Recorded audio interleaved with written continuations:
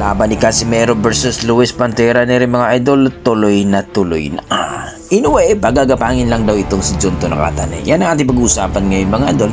Pero kung bago kayo sa ating YouTube channel, baka pwede makahingi ng isang like, subscribe at pakipindot na rin ang ating notification bell mga idol para ma-update kayo sa ating mga bagong video na katulad dito. Well mga idol, malapit na nga ang bakbakan ni Inoue the Monster ng Japan kontra kay Junto Nakatane, ang isa sa mga malupit din na boksingero sa bansang Japan mga idol, na kung saan ay megapait nga ito mga idol. Nakataya no ang apat na belt ni Naoya Inoue dito, ang WBE, WBC, IBF at saka WBO mga idol. Kumbaga undisputed ang paglalabanan dito mga idol.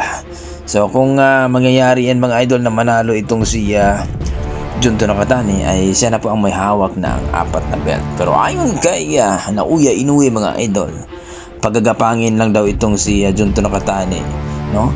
Kumbaga, alam daw na ang kahinaan daw ni Junto Nakatane. Kumbaga, itong si Naoya Inoue mga idol, bato-bato na po ang katawan at talagang handang-handa na ito na makipagbakbakan at makipagpasagan ng mukha dito kay Junto Nakatane. Ayon sa ating mga boxing fans, gagapang lang daw itong si Junto Nakatane sapagkat talagang napakabilis daw. Kumbaga, speed at lakas daw ang kanyang ginagawa dito kay Naoya Inoue, ang monster ng Japan mga idol. Hindi daw obra no ang tangkad ni Junto Nakatane, no, kahit mahaba daw ang galamay, pero ito ko daw si Naoya Inoue ay naninigurado na talaga nga itong si Junto Nakatane ay TKO daw nga abutin. Pero marami din nagsasabi mga idol na hindi daw ito basta-basta itong si Junto Nakatane mga idol. May pamatay na suntok daw ito at may pang knockdown, knockout talaga daw itong mama na ito. Kaya hindi daw basta-basta yung sinasabi daw ni Naoya Inoue na papagagapangin lang daw itong si Junto Nakatane,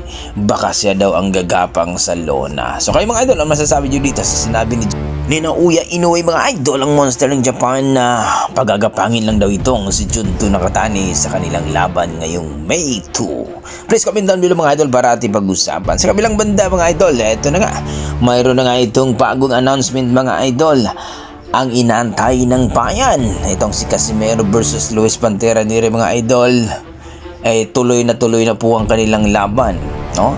Dito po, sinabi dito sa June 6 na po ang kanilang laban at catchweight po ito sa 124. So sakop na po ito ng featherweight division mga idol. Marami tuloy nagsasabi, bakit kailangan pa dalawang catchweight daw? Bakit hindi na lang daw 126 pounds? Kumbaga featherweight division ang kanilang paglalabanan. Dahil kung manalo man si Casimero mga idol, talagang magkakaroon pa rin daw siya ng ranking sapagkat itong si Nery daw ay rank number 5 daw ito sa WBC. Rank number 6 naman ito sa WBE. O bakit kailangan na magkaroon ng catchweight? Bakit hindi na lang sasabihin na maglalaban sila sa featherweight division? Pasimplihan na lang daw mga idol. Marami pa daw kasing pakulo daw ito. Bakit hindi na lang daw featherweight division ang kanilang paglalabanan? Kumbaga 126 pounds mga idol. Ayon sa ating mga boxing fans, kung malupit daw ang promoter ni Casimero, kung manalo si Casimero dito, ay sigurado daw na aangat daw ito at magkakaroon ng ranking dito sa WBC or WBE.